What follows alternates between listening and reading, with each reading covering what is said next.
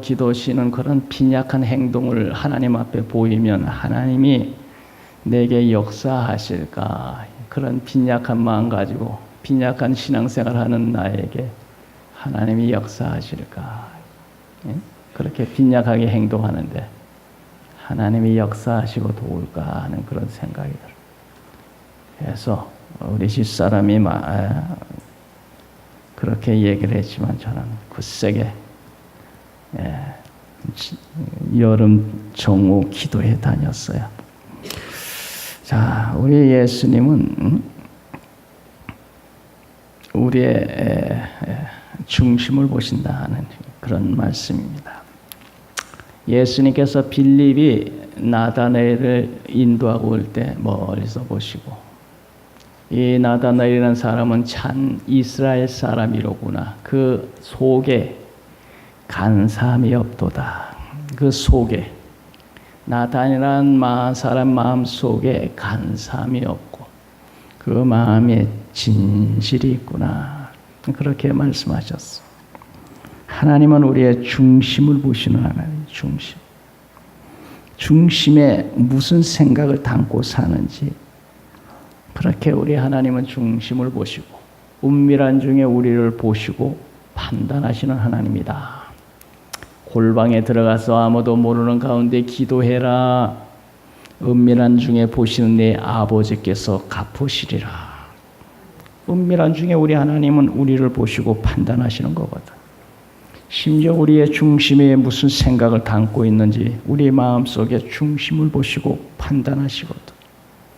오늘 말씀 보면 다윗이란 사람이 나옵니다. 이 다윗이란 사람, 사울 왕이 하나님 앞에서 불순종하고 죄를 지을 때 하나님께서 실망하시고 이제 다른 왕을 이스라엘에 세워야 되겠다. 사무엘아, 저 베들레헴 이새의 집에 가가지고 그 집 아들 중에 한 사람을 왕으로 기름을 부어 세워라. 그래서 사무엘이라는 사람이 이새의 집에 갔습니다. 그래서 여기 이새의 집에 온 이유를 이새에게 말을 하고 당신네들 아들 중에서 왕이 될 사람이 있다는데 아들들 데려와 보세요. 깜짝 놀란 이새라는 사람이 그렇습니까? 하면서 벌벌 떨면서 그래서 아이들을 소집을 했습니다. 그리고 맏아들부터 사무엘에게 나타나게 했습니다. 맏아들 엘리야바 일리 와봐라. 사무엘 선지자님 앞에 한번 서봐라.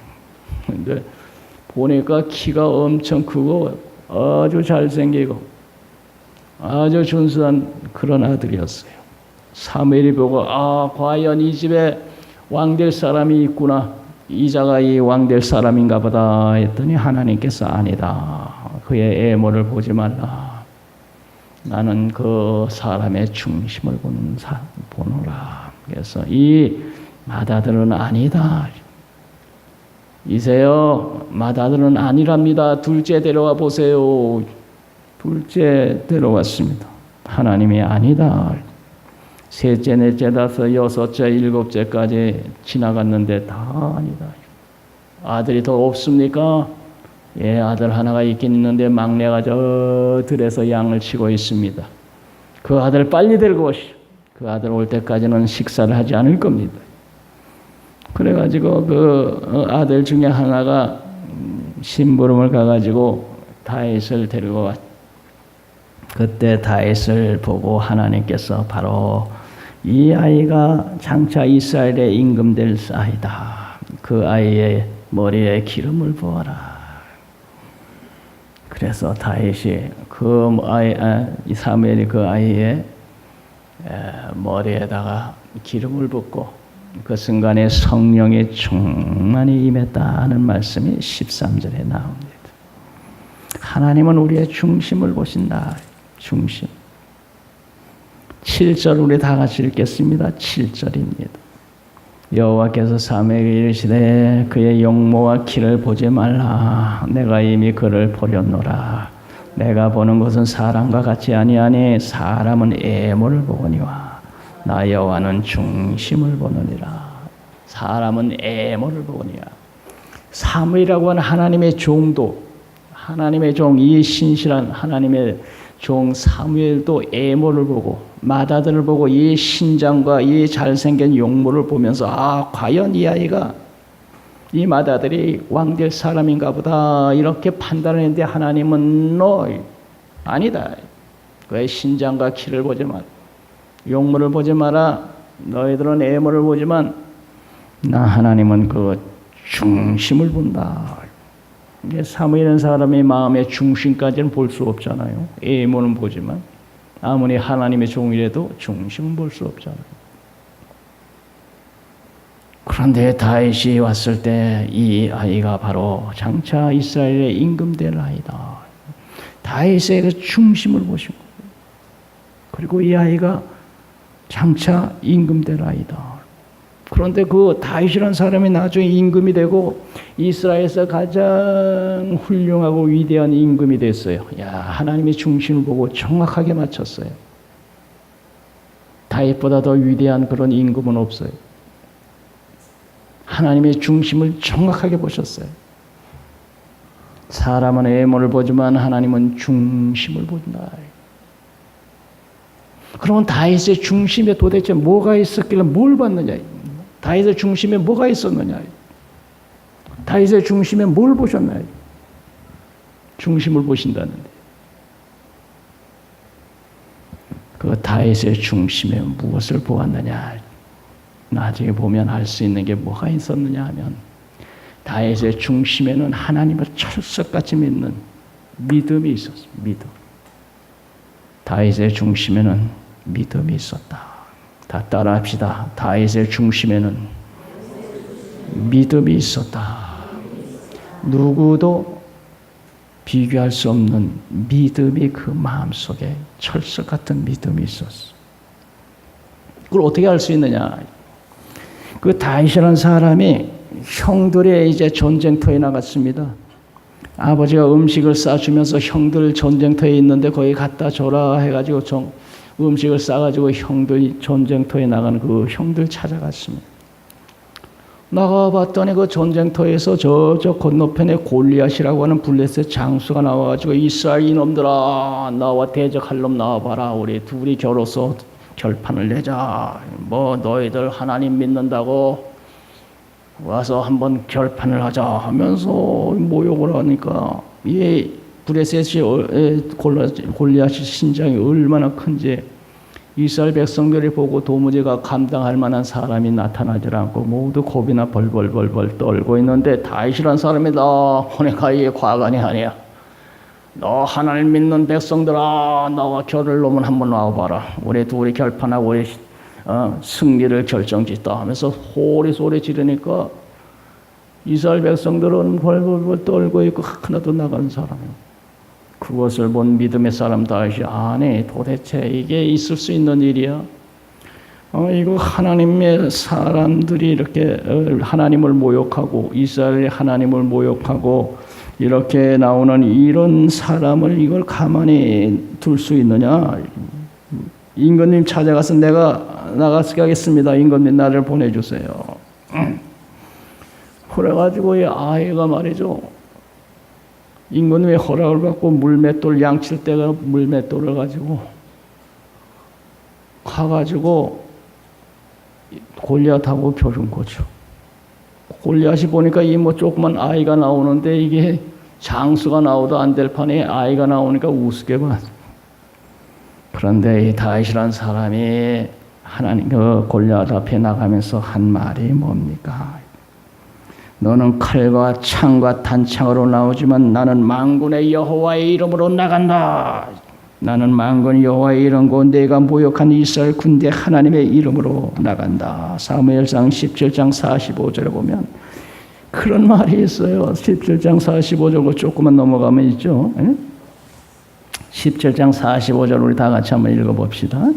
다윗이 블레셋 사람에게 이르되 너는 칼과 창과 단창으로 내게 나오거니와 나는 만군의 여호와의 이름과 내가 모욕한 이스라엘 군대의 하나님의 이름으로 내게 나가노라. 칼과 단창으로 나오지만 나는 만군의 여호와의 이름으로 나간다. 그리고 47절 한번 읽어봅시다. 또 여호와의 구원하심이 칼과 창에 있지 아니함을 이 무리에게 알게 하리라. 전쟁은 하나님께 속한 것인지 그가 너희를 우리 손에 넘기시리라. 소리치면서 나갔다니까. 그리고 물맷돌을 돌리다가, 물맷돌이라는 건 가죽 같은 데다 뭐 줄에다가 이렇게 싸가지고 돌리다가 한쪽을 놓으면 돌이 확 날아가거든. 그게 양치면서 그것 가지고 이리떼를 쫓고 하던 그 실력을 가지고 물맷돌을 줄에다가 이렇게 줄에 이렇게 된 줄이 있죠. 이게 이렇게 됐지. 이렇게 줄이 있는데 여기다가 이제 돌을 매달가지고 딱 돌리다가 한쪽을 딱 놓으면은 돌이 확 날아가는 거야. 나도 해봤다니까.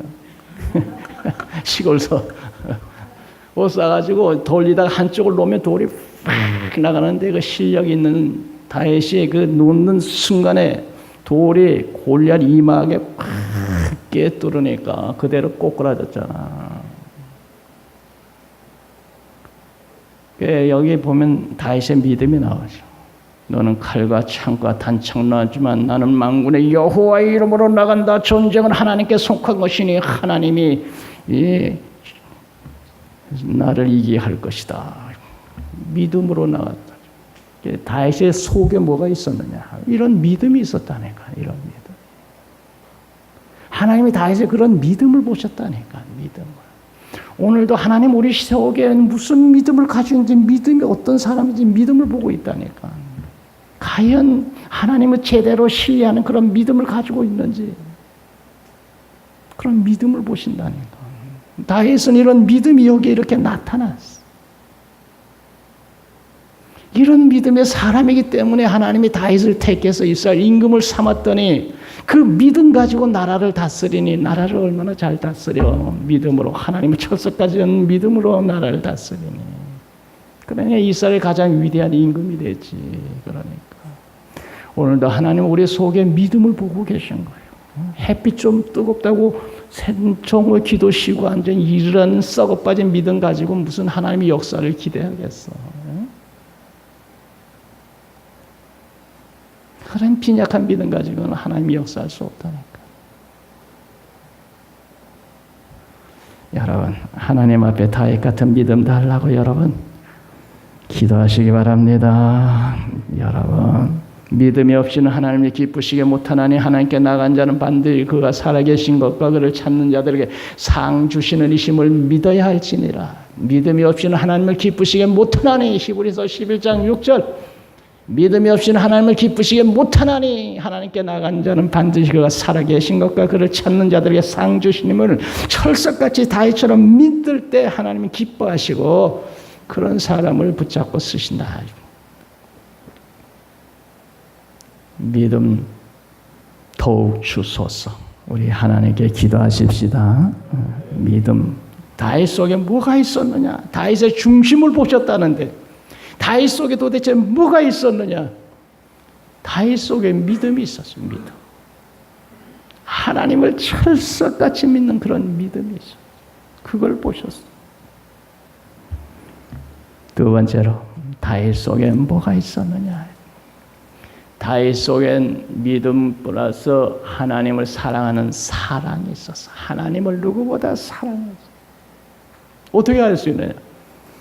다 사울이라고 하는 왕이 되어서 20년 동안 나라를 다스리면서 법궤에 대해서는 신경도 안 썼어. 십계명 돌판이든 법궤, 하나님의 임재를 상징하는 법궤 있죠.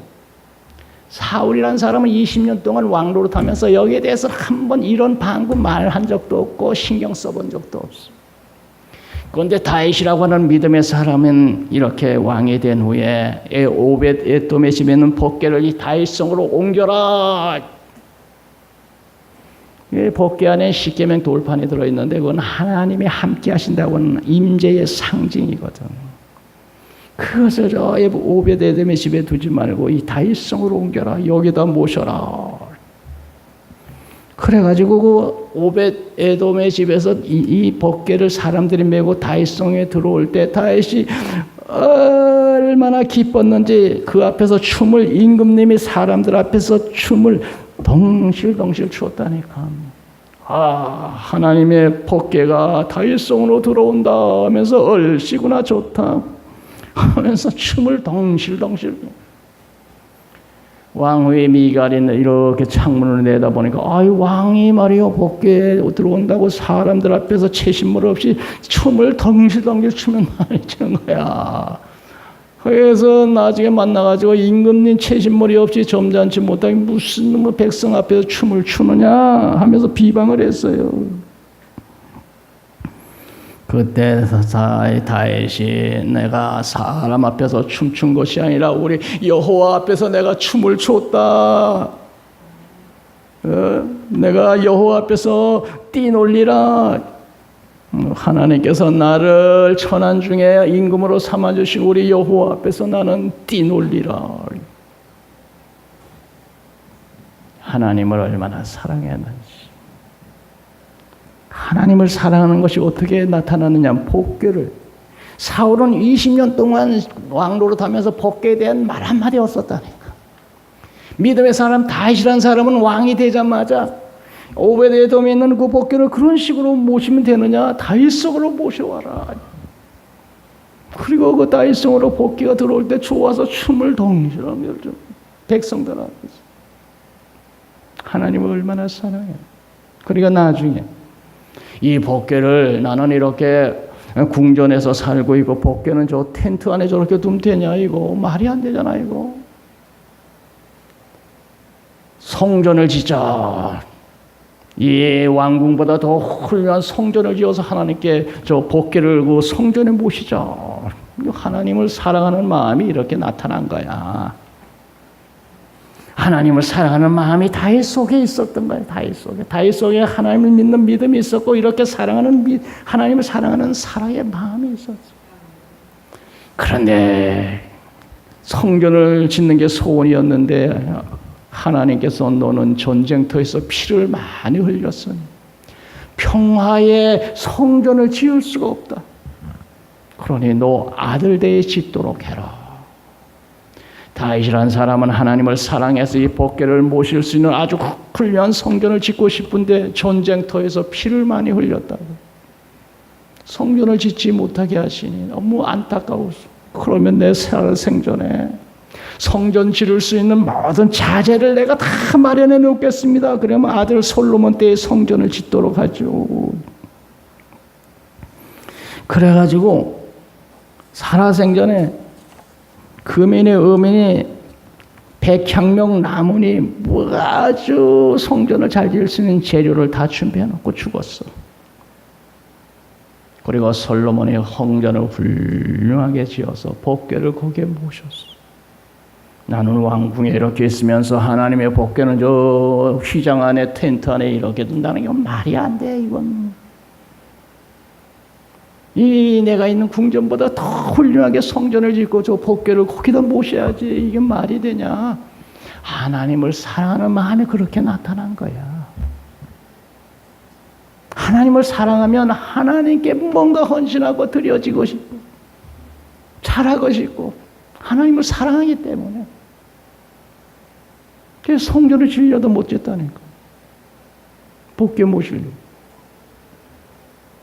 성 다윗의 중심엔 하나님을 사랑하는 마음이 있었어. 하나님은 다윗의 중심에 믿음을 보시고 하나님을 사랑하는 마음을 보셨어. 너는 마음을 다하고 뜻을 다하고 정성을 다해 주 너희 하나님을 사랑하라고 했는데 다윗이 한번 너 그렇게 사랑한 사람이야. 다윗은 하나님을 그렇게 힘을 다해 사랑한 사람이야. 그런 중심을 보시고 하나님은 저 시골의 촌사람 그 다윗을 들어 이스라엘의 임금을 삼으셨어. 오늘 우리들 마음속에도 하나님을 사랑하는 뜨거운 마음 가지고 힘을 다해 우리 하나님 사랑하십시다. 다윗은 그런 하나님 사랑하는 마음이 있었던 거예요. 뿐만 아니고 다윗의 마음속에는 겸손이 있었어. 겸손. 어떻게 할 수 있느냐? 이렇게 믿음 좋은 이 다윗이라는 사람이 그만에 실수를 해가지고 동생의 부하의 아내를 범했잖아. 우리아의 아내를 범. 그 남편 우리아는 너 전쟁터에 가서 죽게 만들고 이런 실수를 했어. 그래서 나단 선지자가 찾아가서 임금님이 되셔가지고 부하의 아내를 그렇게 범하고 부하는 전쟁터에 죽게 하면 됩니까? 하나님의 종 나단이 찾아와서 그렇게 했어. 그때 그 임금님이 그 말을 듣고 선지자님, 내가 잘못했습니다. 내가 하나님 앞에 범죄했습니다. 그리고 나중에 눈물로 통곡하며 회개했어요. 임금님이 당시에는 말 한마디가 법이거든. 그 다윗의 전 임금 사울이라는 사람은 이 사울이라는 사람의 잘못된 것을 지적을 할 때 지적하는 제사장을 부하를 시켜가지고 이는 목을 쳐라. 제사장들은 다 불러 모아. 그리고 제사장들 다 불러 모았더니 말이죠. 85명이나 되는 제사장들 이놈들이 건방지게 임금님에게 뭐라고 건방지게 임금님 잘못을 지적을 해. 여봐라, 제사장 85명 다 목을 쳐 죽여라. 사울이라는 사람은 자기 잘못을 지적하는 사람들을 목을 쳐가지고 제사장 하나님의 종 85명을 목을 따서 죽였어요. 요 다윗 앞에 사울. 다윗이라는 사람은 나단 선지자가 가서 임금님이 부하의 아내를 범하고 부하는 전쟁에서 죽게 하고 이러면 됩니까? 했더니 그 하나님의 종 앞에 무릎을 꿇었는지 잘 모르겠는데 내가 잘못했습니다. 내가 죄인입니다. 내가 하나님 앞에 큰 죄를 졌습니다. 사무엘하 12장 9절에 보면 그런 말이 나와요. 사무엘하 12장 9절 그런데 어찌하여 내가 여호와의 말씀을 없인 여기고 나보기에 악을 행하였느냐. 내가 칼로 햇사람을 우리아를 치되 암몬 자손의 칼에 죽게 하고 그의 아내를 빼앗아 내 아내 삼았도다. 다윗이 나단에게 이르되 내가 여호와께 죄를 범하였노라. 그리고 그는 하나님 앞에서 눈물로 통곡하며 시편 32편에 보면 내가 이르기를 내 허물을 여호와께 자복하리라 하고 주께 내 죄를 아뢰고 내 죄악을 숨기지 아니하였더니 주께서 내 죄악을 사하셨나이다. 겸손한 사람 하나님 앞에서 잘못을 지적하는 나단 선지 앞에서 내가 범죄하였노라. 하나님은 교만한 자는 대적하시고 겸손한 자에게 은혜를 베푸신다고 했습니다. 다윗도 인간인지라 그런 죄를 지으면 안 되지만 그런 실수를 했을 때 그런 지적을 받고 내가 잘못했노라 회개했다니 겸손한 잘못으로 인정하고 자기가 하나님 앞에 낮아서 회개 그런 걸 보신 거야. 그런 다윗의 마음엔 하나님을 사랑하는 믿음이 있었고 하나님 누구보다 뜨겁게 사랑하는 사랑이 있어. 하나님 앞에 자기가 죄인인 것을 인정하는 그런 겸손이 있었어. 중심에. 또 한 가지 뭐냐? 다윗은 언제나 하나님의 뜻을 찾는 사람이었어요. 이제 아들이 반란을 일으켜서 이게 도망가게 생겼어요. 아들이 반란을 일으켜서. 그래서 자기 부하들을 데리고 왕궁에서 급히 나가서 도망을 갑니다. 아들이 반란을 일으켜가지고. 그때 다윗 사울 집 족속의 시므이라는 사람이 다윗을 보면서 저렇게 피를 흘리고 사울 왕의 집을 쳐부시더니 저주받아서 저렇게 됐구만 하면서 그냥 저주를 퍼부으면서 돌멩이를 던지고 그리고 따라왔어요. 사무엘하 16장에 보면 시므이라는 사람이 따라오면서 피 흘린 자여 사악한 자여 가거라 보라 너를 피 흘린 자들의 힘으로 화를 자초하였다 하면서 돌멩이를 따라오면서 던지면서 다윗을 저주를 했어요. 꼴 좋다. 다윗의 왕가를 무너뜨리고 왕 되더니 꼴 좋다. 저주 받아가지고 아들이 반란이 이렇게 도망가는 거 봐. 하면서 다윗에게 돌을 던지면서 저주를 퍼부었어요. 다윗과 함께 도망가던 부하가 임금님, 저놈 가서 목을 쳐버릴까요? 저놈 저 못된 놈 지모에 가서 목을 따고 올까요? 그때 다윗이 그러지 마라. 내가 하나님 앞에 범죄했더니 하나님이 저 사람을 통해 나를 저주하는가 보지. 저주하는 사람의 음성을 하나님의 음성으로 들었어요. 내가 부하를 전쟁터에 죽게 하고 부하의 아내를 범하고 했더니 하나님이 저 사람을 통해서 내게 저주하라고 그런가 보다. 그럼 그 사람 목침 되겠어? 하나님이 저 사람을 통하여 다윗을 저주해라 그랬나 보다. 사무엘하 16장 10절 왕이 이르되 수레의 아들들아 내가 너희 무슨 상관이 있느냐. 그가 저주하는 것은 여호와께서 그에게 다윗을 저주하라 하시미니 내가 어찌 그리하느냐. 할 자가 누가 있으랴. 그래서 자기를 저주하는 사람의 그 말을 사람의 말로 듣지 않고 주님의 음성으로 내가 죄 졌더니 하나님이 저 사람을 통해 나를 저주하라 그러는 거. 범사에 하나님의 뜻을 찾았다. 하나님의 뜻. 그런 믿음, 그런 마음, 그걸 하나님이 보셨어. 그러니까 하나님의 글을 들어서 이스라엘 임금으로 삼았다. 그래서 열왕기상 15장 5절 다윗이 햇사람 우리아의 아내를 일 외에는 평생 여호와 보시기에 정직히 행하고 자기에게 명하신 모든 일을 어기지 아니하였음이라. 햇사람 우리아의 아내의 일 외에 평생 여호와 보시기에 정직히 행하고 자기에게 명령하신 모든 일을 어기지 아니하였다. 다윗이 그런 사람. 정직히 행하고 하나님의 법을 어긴 적이 없다. 단 한 번 우리아의 아내를 범한 그 외에는 다윗은 잘못한 적이 없다.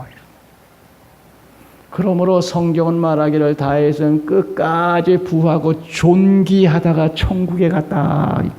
역대상 29절을 보면 나이 많아 늦도록 부하고 존귀를 누리다가 죽음에 그의 아들 솔로몬이 되신 왕이에요.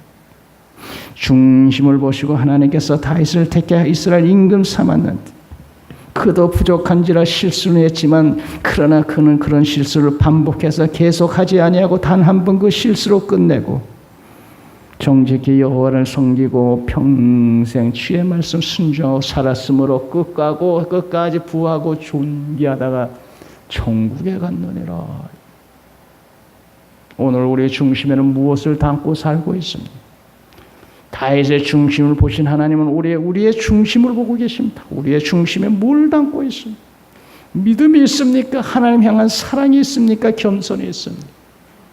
범사에 하나님의 뜻을 찾는 사람입니까? 우리의 마음속엔 도대체 무엇을 담고 있습니까?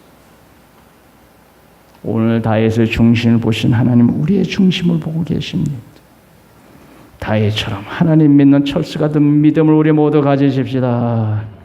다윗이 하나님을 사랑하는 것, 뜨거운 사랑, 하나님 사랑하는 것스러운 사랑을 우리 마음속에 가지고 사십시다.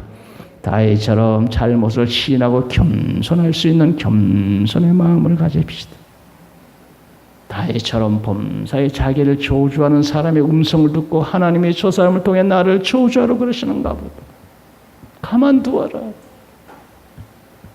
범사에 하나님의 뜻을 찾는 그런 사람이 되십시다. 그런 사람, 다윗 축복하신 하나님이 그런 사람 오늘도 찾으시고 축복하실 줄 믿습니다. 거룩하신 아버지 감사합니다.